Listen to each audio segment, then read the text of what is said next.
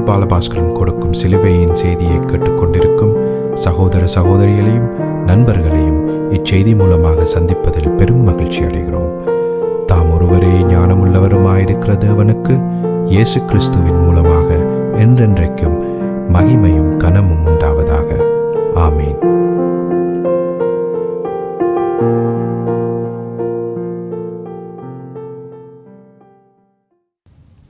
நான் போல் பாலபாஸ்கரன்.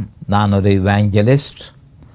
சிலுவையின் செய்தி என்ற இந்த நிகழ்ச்சியில் என் சகோதரர்கள், என் சகோதரிகள், என் நண்பர்கள் எல்லோரையும் சந்திப்பதில் நான் பெரும் மகிழ்ச்சி அடைகிறேன்.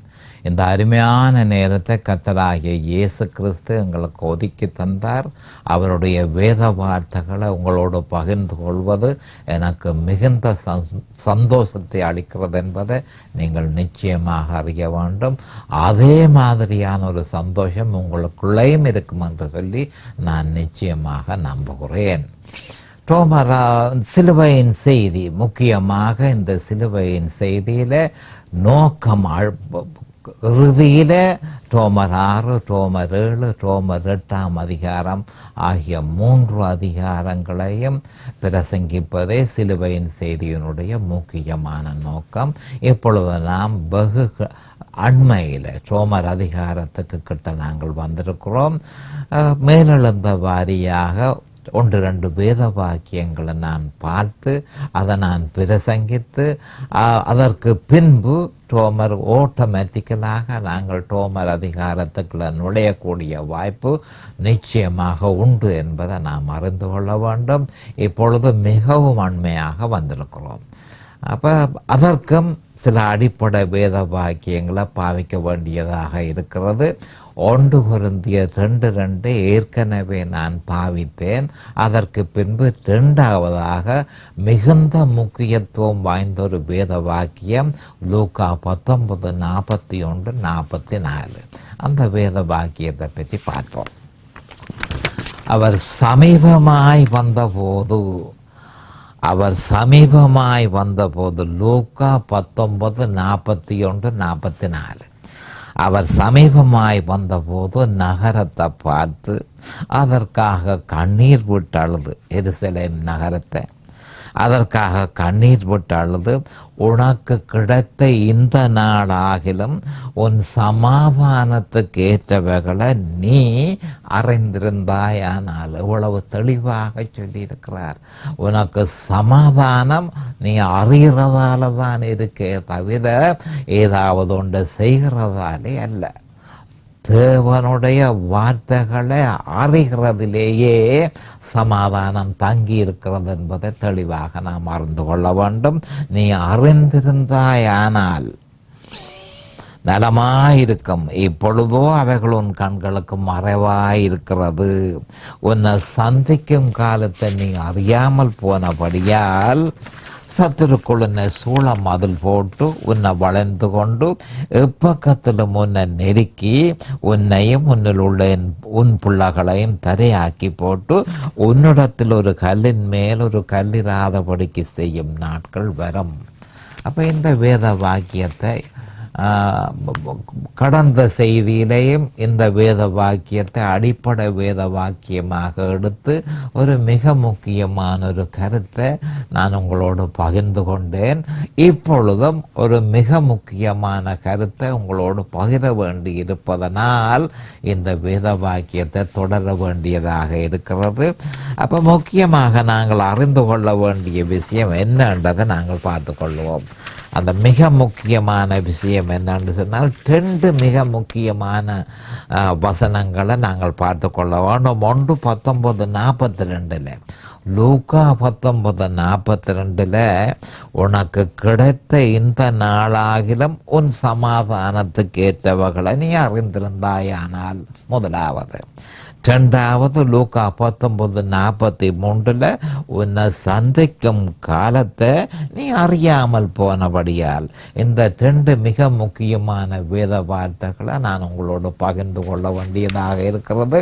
இப்பொழுது நாங்கள் ஜெபத்திற்கு கடந்து செல்வோம். அருமையான எங்கள் பிதாவே உமக்கு ஸ்தோத்திரம். பரலோகத்தின் தேவனே உமக்கு அண்டைக்கும் ஸ்தோத்திரம். பாவிகளாயிருந்த எங்கள் மீது தேவரீர் இரக்கம் கொண்டீரே, அதற்காக அண்டைக்கும் ஸ்தோத்திரம். உம்முடைய குமாரன் என்றும் பாராமல் அவரை எங்களுக்காக இந்த பூவுலகத்திற்கு அனுப்பினீரே, அதற்காக அண்டைக்கும் ஸ்தோத்திரம். அவர் தன்னை பலியாக சிலுவையிலே ஒப்பு கொடுத்து அவருடைய வெளியேற பெற்ற இரத்தத்தினாலே எங்களை மீட்டுக்கொண்டு அருமையான பிதாவே உம்முடைய குமாரன் இயேசு கிறிஸ்துவோடு எங்களை இணைத்தீர். அவருடைய மரணத்துக்குள் எங்களை இணைத்தீர். அவருடைய அடக்கத்துக்குள் எங்களை இணைத்தீர். அவருடைய உயிர்த்தெழுதலில் எங்களை இணைத்தீர். அவரில் வாழக்கூடிய பாக்கியத்தை எங்களுக்கு தந்தீர். அதற்காக இன்றைக்கும் ஸ்தோத்திரம். நாங்கள் கிறிஸ்துவுக்குள் இருக்கிறோம். அருமையான பிதாவே, என் சகோதர சகோதரிகள் எல்லோரையும் தேவரீர் ஆசீர்வதியும் அபிஷேகியும். உம்முடைய வேத வார்த்தைகளை அறிந்து கொள்ளக்கூடிய பாக்கியத்தை அவர்களுக்கு கொடுத்தருளும். அதே நேரம் அடியேனையும் அபிஷேகித்து உம்முடைய பரிசுத்த ஆவியானவர் தாமே முன்னின்று போதனையை செய்ய வேணும் என்று இயேசு கிறிஸ்துவின் நாமத்தினால் கேட்டுக்கொள்கிறேன் பிதாவே. ஆமேன் and ஆமேன் and ஆமேன். ஹல்லேலூயா, ஹல்லேலூயா, ஹல்லேலூயா. அப்போ இந்த லூக்கா 19:41-44 நான் தெரிவு செய்த 2வது அடிப்படை வாக்கியம். அப்போ இந்த 2வது அடிப்படை வாக்கியத்தை நாங்கள் மிகுந்த கவனம் செலுத்த வேணும். அது நம்முடைய இருதயத்துக்குள்ள ஒரு நடுக்கத்தை ஏற்படுத்தி அவரை அறிகிறதற்கு நம்முடைய அதாவது நம்மிடத்தில் இருக்கிற முழு சக்தியை நாங்கள் பாவிக்க வேண்டும் என்பதை ஒவ்வொரு கிறிஸ்தவர்களும் தெரிந்து கொள்ள வேண்டும். என்றால் 2 முக்கியமான வேத வாக்கியம் இங்கு சொல்லப்பட்டிருக்கிறது. 19:42 லூக்கா 19:42 லூக்கா 19:43 உனக்கு கிடைத்த இந்த நாளில் ஆகிலும் சமாதானத்துக்கு ஏற்றவைகளை நீ அறிந்திருந்தாயானால். அப்போ அறிந்திருக்க வேண்டியது மிக முக்கியமானது. உனக்கு சமாதானம் கிடைக்கும். சமாதானத்துக்கு ஏற்ற விஷயங்களை நீ அறிந்திருந்தாயானால். அடுத்தது உன்னை சந்திக்கும் காலத்தை நீ அறியாமல் போனபடியினால். அப்போ நான் உன்னை எப்போ சந்திப்பேன் என்பதெல்லாம் அவர் தெளிவாக தீர்க்க தரிசனமாக 4000 வருஷ காலமாக தொடர்ச்சியாக தன்னுடைய தீர்க்க தரிசிகள் மூலம் அதை அவர் சொல்லி கொண்டு வந்தும் அதை நீங்கள் இஸ்ரவேலியர்களை பார்த்து அவர் சொல்லுகிறார், நீங்கள் அதை கவனிக்காமல் போய்விட்டீர்கள். நான் உங்களை சந்திக்கும் காலத்தை நீங்கள் அறியாமல் போய்விட்டீர்கள். உங்களுக்கு சமாதானம் பெற்றுக்கொள்ளக்கூடிய இந்த நாளில் ஆகிலும் நீங்கள் அறியாமல் இருந்துட்டீர்கள் என்று சொல்லி அவர் குறிப்பாக சொல்கிறார். அப்படியா இருந்தால் இஸ்ரவேலியர்கள் ஏராளமான விஷயங்களை அறிந்திருக்க வேணும். அப்ப இதை அறியாததனால தான் அவரை சந்திக்கும் காலத்தை அவர்கள் அறியாமல் போனார்கள். அவர் அவர்களுக்கு முன்னால் நிற்கிறார். காலாதி காலமாக 4000 வருஷமாக தன்னுடைய தீர்க்கதரிசிகள் மூலம் வருவேன் இந்த மனுஷன பாவத்திலிருந்து விடுதலை செய்கிறதற்காக, இந்த மனுஷனுக்காக நான் இந்த பூமிக்கு வருவேன். இந்த பூமியில மனுஷனாக வருவேன். கன்னியின் வயிற்றினூடாக வருவேன். வந்து என்னை பலியாக சிலுவையில் ஒப்பு கொடுப்பேன். நீங்கள் கொடுக்கிற கோடிக்கணக்கான ஆடுகள் மாடுகள் அதுகளுடைய நிறைவேற்றமாக என்னுடைய வருகை இருக்கும். என்னுடைய பலி இருக்கும். உங்களை பாவத்தில் இருந்து நான் விடுதலை செய்வேன் என்று சொல்லி பல்வேறு விதமான தீர்க்க தரிசன வசனங்கள் மூலம் சொல்லி இருந்தும் அவர்கள் அவரை அறியாமல் போனார்கள். அறிந்து அதற்கு கீழ்ப்படிந்து அவரை தேடினார்களாய் இருந்தால் இப்பொழுது அவர் வந்திருக்கும் நேரத்தை அறிந்திருப்பார்கள், பூரண சமாதானத்தை பெற்றிருப்பார்கள். ஆனால் அவர்கள் அதை அறியவும் இல்லை, அதை முயற்சிக்கவும் இல்லை, அதை பற்றி கவலை கவனம் செலுத்தவும் இல்லை என்பதையே அவர் இந்த 19:42 லூக்கா 19:42 லூக்கா 19:43 உனக்கு கிடைத்த இந்த நாளிலாகலும் உன் சமாதானத்துக்கு ஏற்றவைகளை நீ அறிந்திருந்தாயானால் 19:43 உன்னை சந்திக்கும் காலத்தை நீ அறியாமல் போனபடியினால். அப்ப கிறிஸ்டியானிட்டி அறிகிறது தான் முக்கியமான விஷயம். நாம் அறிவோமானால், நாம் அவரை பற்றி அறிவோமானால் அவர் நம்ம பற்றியும் அறிவார். அவரை நாம் அறிவோம், அவர் எங்களை அறிவார். நாம் அவரை அறியாவிட்டால் அவர் எங்களை அறிய மாட்டார் என்ற பெரிய ஒரு உண்மையை நாம் தெளிவாக அறிய வேணும். அவர் அறியாவிட்டால் ஒரு பிரயோசனமும் இல்லை. அப்ப நாம் அறிந்தால் அவர் நிச்சயமாய் நம்மை அறிவார் என்பதை வாக்குத்தத்தமாக அவர் கொடுத்திருக்கிறார். சரி, அது அப்படி இருக்க நாங்கள் எப்பொழுது என்ன விஷயங்களை அவர்கள் அறிந்திருக்க வேணும்? உன் சமாதானத்துக்கு ஏற்றவைகள். என்ன சமாதானத்துக்கு ஏற்றவைகள்? மனுஷன் பாவியா இருக்கிறான். பாவியான மனுஷனை விடுதலை செய்வதற்காக என் குமாரன் இயேசு கிறிஸ்து வருவார். கன்னியின் வயிற்றினூடாக வருவார். அவர் வந்து தன்னை பலியாக சிலுவையில் ஒப்பு கொடுப்பார். தன்னுடைய பரிசுத்த இரத்தத்தை சிந்துவார். பாவத்திலிருந்து மனுஷனுக்கு பூரண விடுதலை கொடுப்பார் என்ற விஷயங்களை நீங்கள் அறிந்தீர்களாயிருந்தால் சமாதானம் உங்களுக்கு கிடைத்திருக்கும். இந்த நாளிலாகிலும் சமாதானத்துக்கு ஏற்றவைகளை நீ அறிந்திருந்தாயானால், உன்னை சந்திக்கும் காலத்தை நீ அறியாமல் போனபடியினால். அப்ப இதில் சொல்லப்பட்டிருக்கிறது என்ன? கன விஷயங்களை இஸ்ரவேலியர்கள் அறிந்திருக்க வேணும். அதே விஷயங்களை கிறிஸ்தவர்களாகிய நாமும் அறிந்திருக்க வேணும். அறியாமல் போனால் சமாதானத்தை நாங்கள் இழப்போம் என்றதை தெளிவாக ஆண்டவர் சொல்லியிருக்கிறார். அப்ப அவைகள் என்ன விஷயத்தை கிறிஸ்தவர்கள் அறிய வேணும், என்ன விஷயத்தை இஸ்ரவேலியர்கள் அறிந்திருக்க வேணும். அப்ப பழைய ஏற்பாட்டை பொறுத்த அளவில் நம்முடைய ஆண்டவராகிய இயேசு கிறிஸ்து வருவதையும், அவர் தன்னை பலியாக கொடுப்பதையும், தன்னுடைய இரத்தத்தை சிந்துவதையும், அவர் செய்ய போற காரியங்கள் எல்லாம் தீர்க்க தரிசனமாக பழைய ஏற்பாட்டில் கொடுக்கப்பட்டிருக்கிறது. அப்ப இஸ்ரவேலியர்கள் அதனை அறிந்திருக்க வேணும். அப்ப எதனை அறிந்திருக்க வேணும் என்றதை நாங்கள் பார்த்து கொள்வோம்.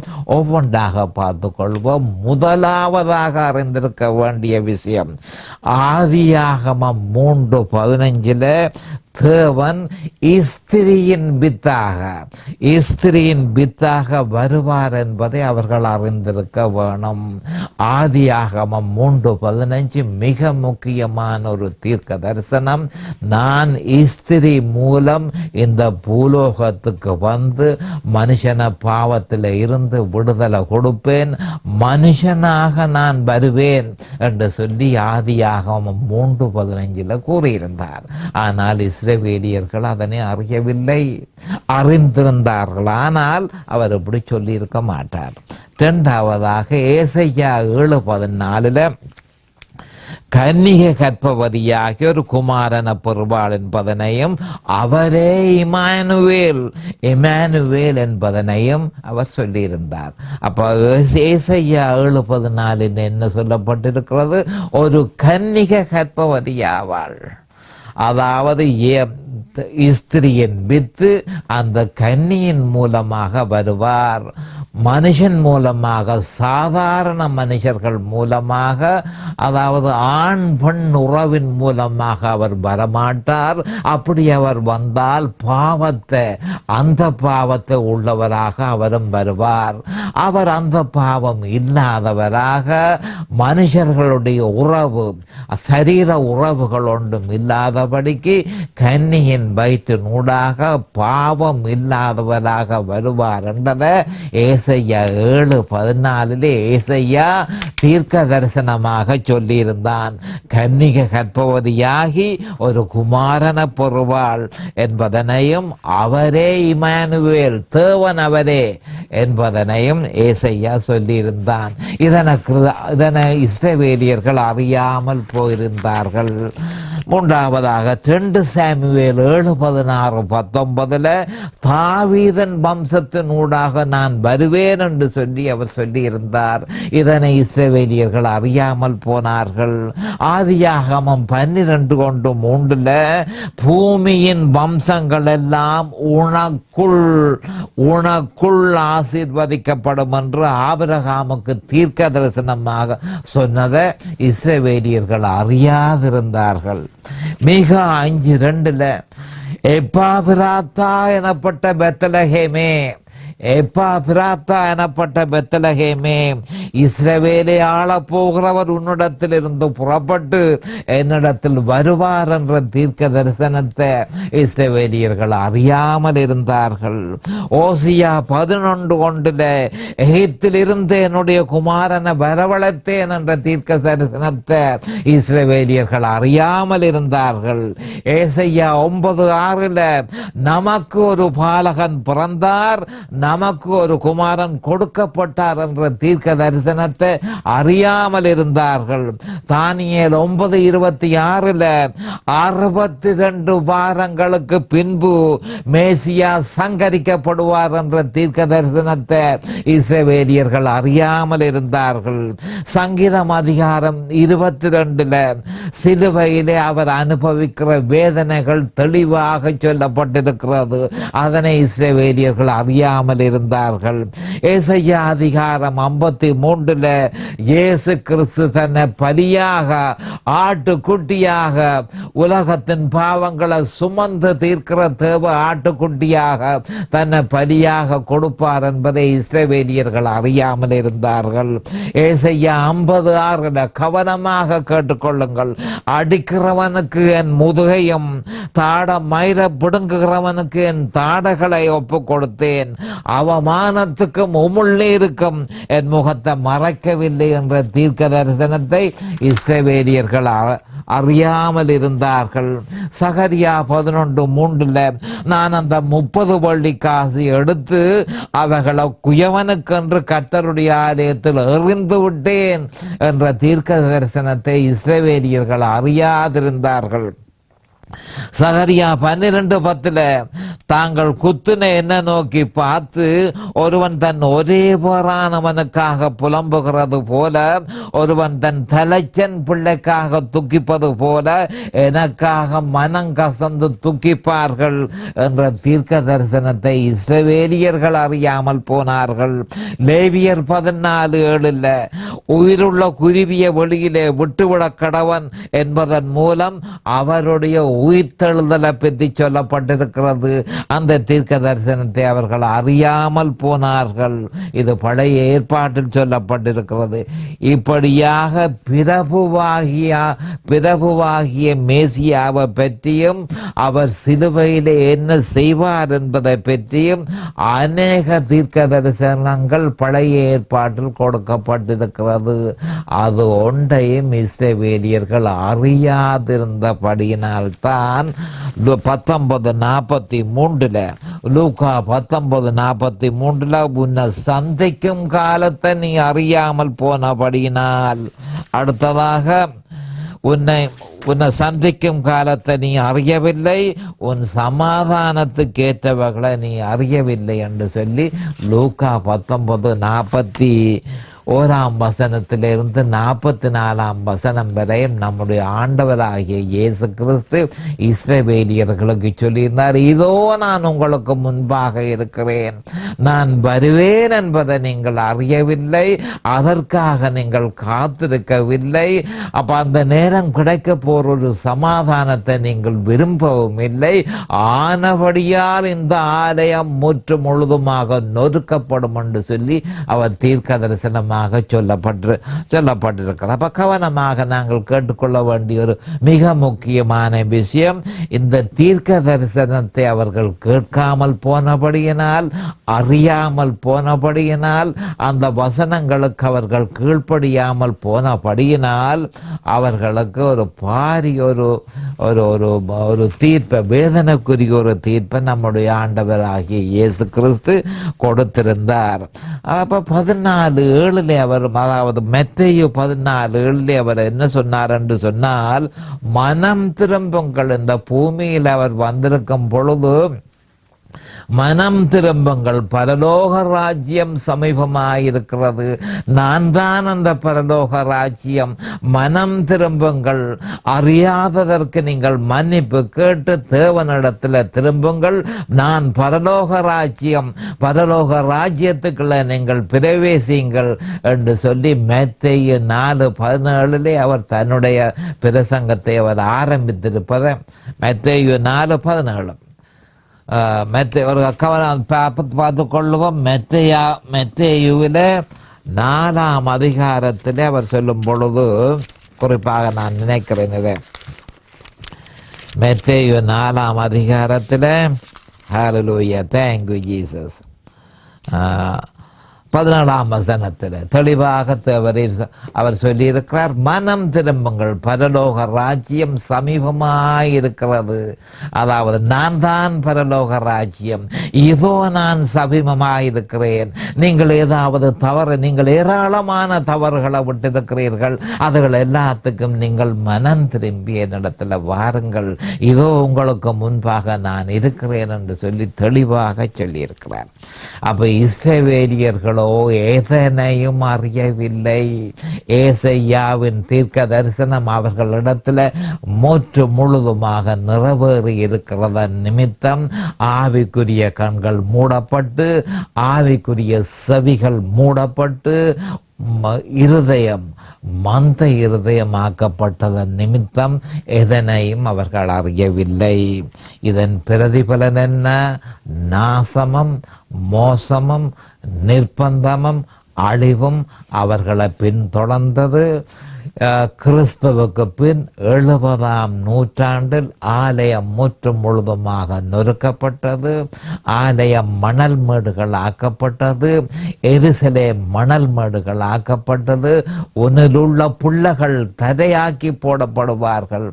இஸ்ரவேலியர்கள் முற்றும் முழுதுமாக நொறுக்கப்பட்டார்கள் என்ற உண்மையை நாம் அறிந்து கொள்ள வேண்டும். காரணம் என்ன? சமாதானத்துக்கு ஏற்றவைகளை அறியாதது, சந்திக்கும் காலத்தை அறியாமல் போனது. அப்படியே புதிய ஏற்பாட்டில் பவுல் அப்போஸ்தலர் மூலமாக சிலுவையின் செய்தி பிரகடனப்படுத்தப்பட்டிருக்கிறது. அப்ப இந்த சிலுவையின் செய்தியை அறிந்திருந்தால் சமாதானத்துக்கானவைகளை கிறிஸ்தவர்கள் பெற்றிருக்க முடியும் என்றதை நாம் அறிந்து கொள்ள வேண்டும். சமாதானத்துக்காற்றவர்களை, சமாதானத்துக்கு ஏற்றவைகளை அவர்கள் பெற்றிருக்க முடியும். அடுத்ததாக அவர்களை சந்திக்கும் காலம், ராப்சர் வரப்போகிறது, உயிர்த்தெழுதல் வரப்போகிறது. நான் அவர்களை சந்திக்கும் காலத்தை அவர்கள் அறியாமல் போய்விடுவார்கள். சிலுவையின் செய்தி அறியாவிட்டால் அவரை சந்திக்கும் காலம் இல்லாமல் போகும் என்றதை நாம் தெளிவாக அறிந்து கொள்ள வேணும். அப்போ புதிய ஏற்பாட்டில், பழைய ஏற்பாட்டில் இஸ்ரவேலியர்கள் அறியவில்லை, ஆனபடியால் சந்திக்கும் காலத்தை அவர்கள் தவறவிட்டார்கள். அதே மாதிரி கிறிஸ்தவர்கள் புதிய ஏற்பாட்டில் சந்திக்கும் காலத்தை அறியாமல் போய்விடுவார்கள். எப்ப? புதிய ஏற்பாட்டில் சொல்லப்பட்டிருக்கிற சிலுவையின் செய்தியை அவர்கள் அறியாமல் போனால் என்பதை நாம் தெளிவாக அறிந்து கொள்ள வேண்டும். அப்போ அநேக கிறிஸ்தவர்கள் அதனுடைய தாற்பயத்தை அறியாமல் இருக்கிறார்கள். சிலுவையின் செய்தியினுடைய தாற்பயத்தை அவர்கள் அறிந்திருப்பதாக தெரியவில்லை. அது என்னவெனில் 1 கொரிந்தியர் 1:14. அப்போ நான் அங்கு முதல் பழைய ஏற்பாட்டில் சொல்லப்பட்ட மிக முக்கியமான விஷயங்களை இஸ்ரவேலியர்கள் அறியவில்லை என்பதையும், புதிய ஏற்பாட்டில் சொல்லப்பட்டிருக்கிற சிலுவையை பற்றிய செய்தியின் மிக முக்கியமான வசனங்களை கிறிஸ்தவர்களும் அறியாமல் இருக்கிறபடியினால் அவர்களுக்கும் அந்த இஸ்ரவேலியர்கள் மாதிரி ஆன ஒரு சிக்கல், அதாவது என்ன பிரச்சனை வருமென்றதை நாங்கள் கொஞ்சம் தெளிவாக பார்ப்போம். அப்போ அறியாமல் போன அந்த வசனங்கள் என்னன்றதை நாங்கள் பார்த்து கொள்வோம்.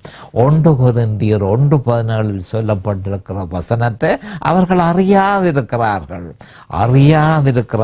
ஞானஸ்நானத்தை கொடுக்கும்படி கிறிஸ்து என்னை அனுப்பவில்லை. பவுல் அப்போஸ்தலர் சொல்கிறார், ஞானஸ்நானத்தை கொடுக்கும்படி கிறிஸ்து என்னை அனுப்பவில்லை.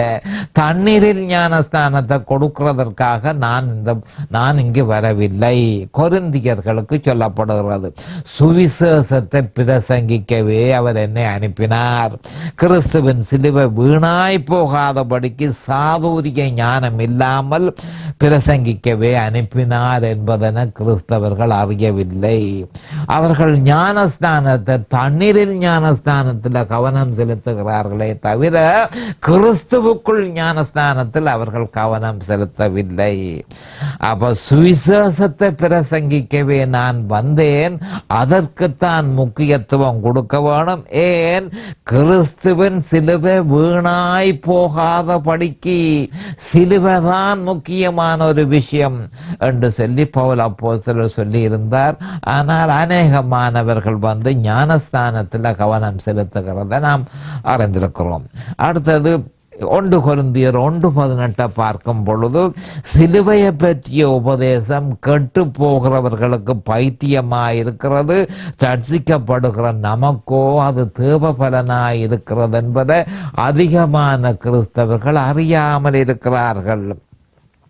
அது கெட்டு போகிறவர்களுக்கு பைத்தியமாயிருக்கிறது, ரட்சிக்கப்படுகிற நமக்கோ அது தேவ பலனாக இருக்கிறது. அதுதான் பலன் என்று சொல்லி இங்கு சொல்லப்பட்டிருக்கு. அப்ப சிலுவையை பற்றிய செய்தி தான் கிறிஸ்தவர்களுக்கு பலனை கொடுக்கிறது என்பதை இங்கு சொல்லப்பட்டிருக்கிறது. பலன் பரிசுத்த ஆவியில இருக்கிறது. கிறிஸ்துவ பற்றிய செய்தியை அறிந்தால் மட்டுமே பரிசுத்த ஆவியானவர் நம்ம அசைவாடுவார், பலமாக செயல்படுவார் என்ற உண்மையை அநேகமான கிறிஸ்தவர்கள் அறியாமல் இருக்கிறார்கள். 1 கொரிந்தியர் 1:21 எப்படி எனில் தேவஞானத்துக்கு ஏற்றபடி உலகமானது சுயஞானத்தினாலே தேவனை அறியாதிருக்கையில் பைத்தியமாக தோன்றுகிற பிரசங்கத்தினாலே விசுவாசிகளை ரட்சிக்க தேவனுக்கு பிரியமாயிற்று. அப்ப சிலுவையை பற்றிய உபதேசம் அநேகமான கிறிஸ்தவர்களுக்கு பைத்தியமாக இருக்கிறது. அப்ப இந்த பைத்தியத்தை பிரசங்கிக்கிறதன் மூலம் இந்த தேவஞானத்துக்கு ஏற்றபடி உலகமானது சுயஞானத்தினாலே தேவனை அறியாதிருக்கும் பொழுது பைத்தியமாக இருக்கிற இந்த பிரசங்கத்தினாலே அவர்களை ரட்சிப்பது தேவனுக்கு பிரியமாயிருக்கிறது என்பதை அநேகமான கிறிஸ்தவர்கள் அறியாமல் இருக்கிறார்கள். 1 கொரிந்தியர் 1:23 நாங்களோ சிலுவையில் அறையப்பட்ட கிறிஸ்துவை பிரசங்கிக்கிறோம், அவர் யூதருக்கு இடரலாயும் கிரேக்கருக்கு பைத்தியமாயும் இருக்கிறார் என்று சொல்லப்பட்டிருக்கிறது. 1 கொரிந்தியர் 2:2 இயேசு கிறிஸ்துவ சிலுவையில் அறையப்பட்ட அவரே அன்றி வேறொன்றையும் உங்களுக்குள் அறியாதிருக்க தீர்மானித்திருந்தேன் என்று சொல்லி இருந்தும் அநேகமான கிறிஸ்தவர்கள் வேறொன்றையே தேடுவதில் முக்கியமான கவனம் உள்ளவர்களாக இருக்கிறார்கள். அப்ப வசனத்தை அவர்கள் அறிய விருப்பம் இல்லாமல் இருக்கிறார்கள்.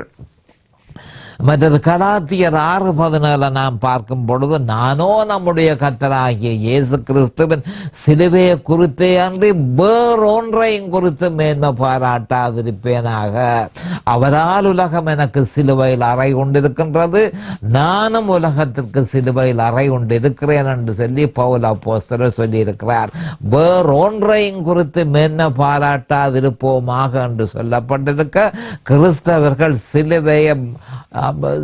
சிலுவையை தவிர்த்து மற்ற எல்லாவற்றிலும் மேன்மை பாராட்டுகிறார்கள் என்ற உண்மையை நாம் தெளிவாக அறிந்திருக்க வேண்டும். இப்பொழுது நேரம் சமீபமாகிவிட்டது.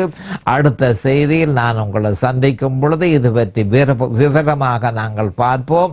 அதுவரையும் கர்த்தராகிய இயேசு கிறிஸ்துவின் நாமத்தினால் நான் உங்களை ஆசீர்வதிக்கிறேன். அவருடைய கிருபையும் இரக்கமும் உங்களுக்கு தாராளமாக கிடைப்பதாக இயேசுவின் நாமத்தில் என் பரிசுத்த பிதாவே. ஆமென் and ஆமென் and ஆமென். ஹல்லேலூயா. இந்த சிலுவையின் செய்தியை கேட்பவர்கள் அதன் ஆவிக்குரிய பலனை பூரணமாக அடைய வேண்டும் என்பதே நம்முடைய பிரார்த்தனையாகும். தொலைபேசி மூலம் தொடர்பு கொள்ள விரும்புவோர் 647-465-1224 மூலமும், இமெயில் மூலம் தொடர்பு கொள்ள விரும்புவோர் paulbalabhaskaran@gmail.com மூலமும் தொடர்பு